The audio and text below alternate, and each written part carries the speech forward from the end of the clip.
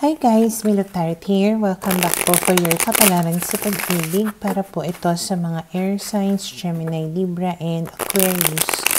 Maglalagay na lang po ako ng timestamp sa may description box para po mapuntahan ninyo ang inyong zodiac signs. Pero syempre, this is a general reading kaya hindi po lahat ay makaka-relate. Okay, so we will start po with Gemini. Ano kaya yung posibleng pagdaraanan ng mga Gemini sa mga susunod na mga araw? Okay, so we have here the Four of Wands, the Ten of Wands, the Hangman, and then we have here the Chariot. Okay, so maaaring sa mga susunod na mga araw makaramdam o makaranas kayo ng mga problema in your relationship, especially if you are married. Okay? Pero ang kagandahan nito, magkaroon man kayo ng maraming problema para makakita kayo ng paraan para ma-resolba itong mga problema na ito. Siguro before, medyo close-minded kayo about this problem. Parang may mga bagay na ayaw ninyo na gawin, ayaw ninyong i-entertain, parang feeling ninyo kayo yung tama, parang ganon. Pwedeng sa mga susunod na mga araw, meron kang ma-realize or makikita mo yung problema in a different way, or pwedeng makikita mo yung kung ano yung pinagdadaanan siguro ng partner mo, like you will put yourself doon sa posisyon noong karelasyon mo para makita mo talaga kung ano yung problema. And because of this, parang namumulat kumbaga yung mga mata mo, parang dun ka makakatagpo ng solusyon dito sa mga pinag-aawayan ninyo siguro na dalawa. And because of that, we have here the Chariot, which means pwede ninyong malagpasan itong mga trials or problems na nai-encounter ninyo sa inyong relationship. Okay? And then we have here the Hierophant, and because of that, pwedeng mapatibay yung relasyon ninyong dalawa. And then we have here the King of Swords. Na this can be you who's like being more open, honest, or pwedeng the both of you are starting to communicate really clearly with each other, or pwedeng mas nagiging vocal ka, open ka dun sa mga stresses mo, mga problems mo, para kumbaga ma-address talaga ng maigi kung ano ba talaga yung problema. Lalong-lalo na kung halimbawang dati kinikim-kim mo lang, or dati parang hindi mo talaga sinasabi yung ugat noong nararamdaman mo. So this time around siguro mas mas naku-communicate mo, nasasabi mo ng maigi kung ano yung pinagdaraanan mo. Okay? And because of that, we have here the Knight of Pentacles. Your partner, especially if you are dealing with a earth sign or an earth sign, Taurus, Virgo, Capricorn, parang he or she will try yung best niya para lang mapakampante ka, to reassure you, na everything will be okay. Ang trouble lang here is medyo slow. Pwedeng slow yung person mo. Kaya kailangan mo lang talagang maging patient. Or pwedeng ibig sabihin nito, hindi agad-agad, kumbaga, magiging okay or perfect ang lahat. It's going to be a process, pero at least this time, your partner is willing, kumbaga, to make you feel na andun siya with you, to make things work out sa relationship ninyong dalawa. Okay? And then we have here the Page of Cups. Okay, so pwedeng mas magiging ano rin siya dito, open, showy, vocal towards what he or she feels about you. Maybe giving you more words of assurance, affirmations, parang ganon, na talagang nakakapagbigay sa'yo ng lakas ng loob na everything will be okay. And then we have here the 9 of Pentacles, and because of that, mas naging kampante ka, confident ka. Pero we have here the 9 of Swords and then the 5 of Pentacles. Ang nakikita ko dito, maybe isa sa mga pinag-aalala mo at wino-worry mo is baka iwanan ka nitong tao na ito or layuan ka. Okay? Pero nga, we have here the 9 of Pentacles. Confident si 9 of Pentacles eh. Hindi siya natatakot to be single. Hindi siya natatakot na maiwanan. Kaya siguro, in a way, it's saying na huwag kang mag-alala. Okay? Iwanan ka man yan, kaya mo. Pero syempre, nandyan pa siya eh. Bakit mo na iniisip na iiwanan ka? Diba? And then we have here the World card and the 7 of Wands. Kasi, pwedeng long distance relationship kayong dalawa. Pwedeng before niloko ka na niya. Kasi nga naman mahirap yung sitwasyon kung magkalayo kayong dalawa. Kaya isa yon sa mga pinag-aalala mo. Kasi nga hindi kayo magkasama. Okay? And then we have here the Emperor. Kailangan mong magpakatatag. Okay? Para dito sa relationship ninyong dalawa, para mag-work out talaga to. Yung person mo, maaaring hindi lang talaga siya vocal with you, or open, or showy, you know. Pero,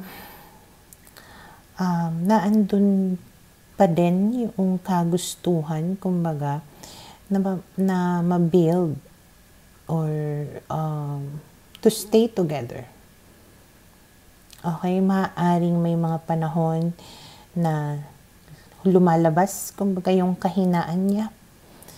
Pero, nananaig pa rin, kumbaga, yung kagustuhan niya to remain, kumbaga, in your relationship, especially nga kung married kayong dalawa. Ma-pride lang tong tao na to, pero pwedeng pinagsisisihan niya kung ano man yung nangyari between the two of you, lalo na kung may ginawa nga itong kalokohan. Pwedeng hindi lang niya sinasabi sa'yo na sorry, ganon. Pero kung halimbawang willing naman siya na ayusin yung relasyon ninyo, give him or her a chance to prove himself or herself to you. Okay? So, yun yung nakikita ko na posibleng mangyari sa mga Gemini.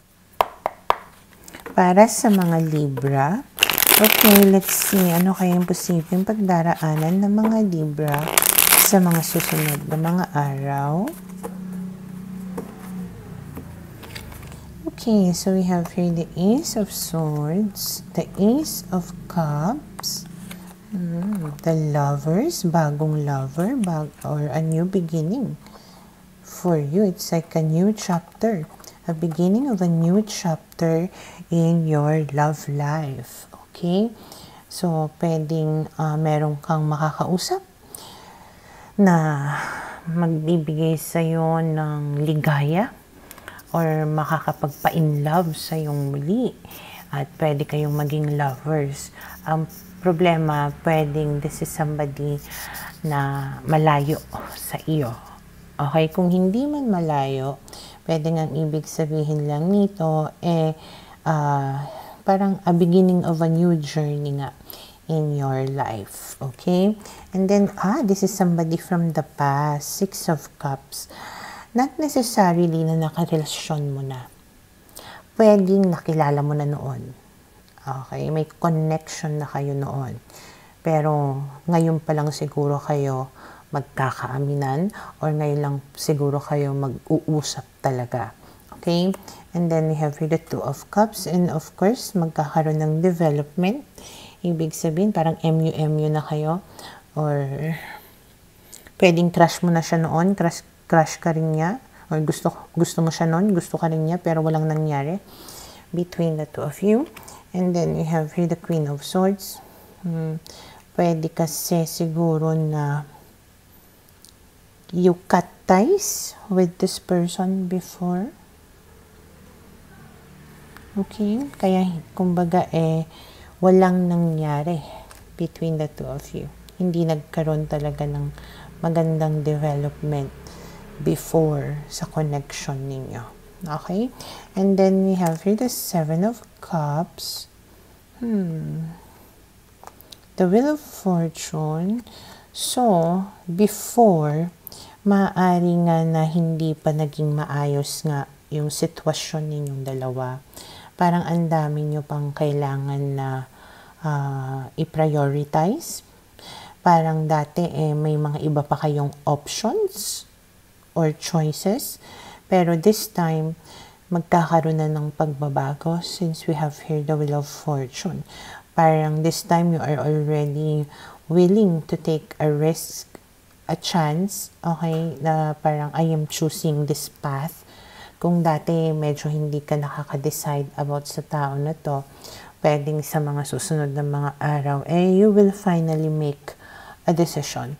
Okay? And then we have here the Five of Cups, the Nine of Wands. Ang problem lang here is medyo isa sa inyo, ang parang may hesitation pa din. Pwedeng ikaw, parang medyo nagiging careful ka siguro dito because ayaw mong masaktan or nasaktan ka na kasi in the past. Kaya medyo nag-iingat ka. Okay? And then we have here the Queen of Wands. Pero ayun, parang you will really develop feelings for this person. Parang magiging passionate yung connection ninyong dalawa. Flirtatious, ganon. Mapusok, maapoy. And because of that, you might feel very confident nga sa tao na ito, kaya parang makikipagrelasyon ka sa kanya. Okay? So, ito, yung nakikita ko na posibleng mangyari sa mga Libra. Para sa mga Aquarius, okay, we will see ano kaya yung posibleng pagdaraanan ng mga Aquarius sa mga susunod na mga araw. So, we have here the Three of Pentacles, the King of Wands, the Five of Pentacles, and then the Ten of Pentacles. May tao dito na maaaring inabandon na ka in the past, especially if you are dealing with a Leo or Earth signs, Taurus, Virgo, Capricorn. Okay? Na parang manunumbalik itong tao na to para makipag-ayos sa'yo. Okay? Lalong-lalo na kung halimbawang itong tao na ito ay may family kayo or asawa mo siya. Okay? So, makikipagbalikan itong tao na to na umabando na sa'yo para maayos yung family ninyong dalawa. Okay? And then we have here the Eight of Swords, the Strength card, the Ace of Swords. Once na nakipag-communicate itong tao na to sa'yo, parang panghihinaan ka ng loob. Maaring it took a lot of strength for you to resist this person, or parang talagang nagpaka-strong ka noon nung inabando na ka nitong tao na to. Tapos biglang isang pagpaparamdam niya lang sa'yo, yung pagiging strong mo na yon naglahong lahat. Talagang naging weak ka na naman, naging helpless ka. And then, biglang ini-entertain mo na naman yung possibility na, okay, pwede pa siguro na maayos yung relationship namin. Maybe this time, it will all be better. Ganyan. So, ang dami na agad na mga plano na pumapasok sa isipan mo. Talaga nag-i-imagine ka na. Okay? And then, we have here the Ace of Cups. So, syempre, dahil ikaw ay helpless, makikipagbalikan ka dito sa tao na to. Bibigyan mo siya ng chance. And then we have here the Four of Swords. At first, it will be like kalmado, harmonious, talagang parang nire-recover talaga ninyo yung inyong relationship. And then we have here the World card, which means na parang you are beginning a new chapter sa inyong relasyon. And then we have here the Three of Cups, parang nagse-celebrate ka dito na wow, we are really reuniting, reconciling, making things work out between the two of us. And then boom, the Tower, the Lovers. Pero ang ano ko lang dito, the Tower can also mean na maaaring may isang pangyayari that will test you again or your relationship. Pwede ninyo tong malagpasan. Kasi dahil yung ending is lovers pa rin kayo Okay? So, may isang kaganapan na maaaring challenge na naman sa inyong samahan. Pero kung you will keep on working things out, you will stay strong. At kayo pa rin at the end. Okay? Ang maganda nga lang talaga kasi kay Tower, kahit magkagulo kayo, parang nailalabas lahat ng hindi magagandang bagay para kumbaga to make room for the new ones. Okay? Or para kumbaga nagtatapon ka ng mga gamit na hindi na maganda, or nagtatapon ka ng mga gamit na tipong broken na kasi nga magkakaroon ka ulit ng bago or ng mas maganda. So parang ganun yung mangyayari between the two of you. Magkaroon man kayo ng problema, it's because something good is about to happen between the two of you. You just need to really stay strong and keep on working things out with each other. Okay? So, for now, ito ay nakikita ko na posibleng mangyari sa mga Aquarius